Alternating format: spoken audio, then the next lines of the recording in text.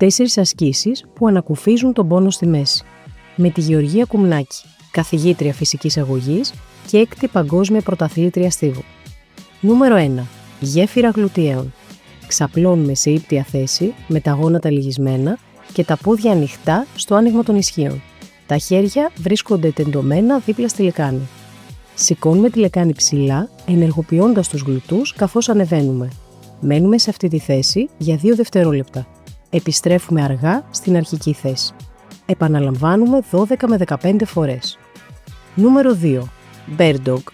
Ξεκινάμε από τη στάση τραπεζάκι. Οι παλάμες βρίσκονται κάτω από τους ώμους και τα γόνατα κάτω από τα ισχύα.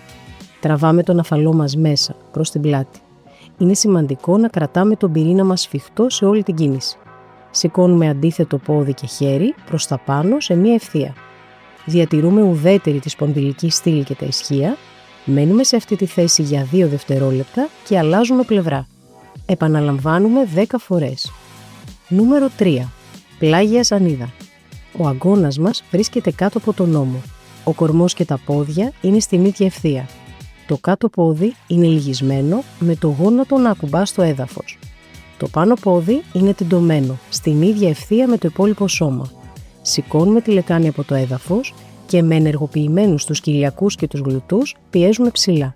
Κάνουμε 10 με 15 επαναλήψεις από κάθε πλευρά. Νούμερο 4. Στροφή της λεκάνης στη μία πλευρά από την ύπτια θέση.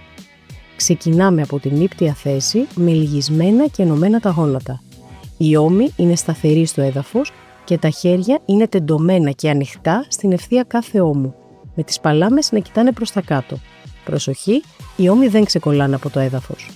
Με εισπνοή ρολάρουμε τα πόδια ενωμένα από τη μία πλευρά προς το έδαφος και με εκπνοή επιστρέφουμε στην αρχική θέση.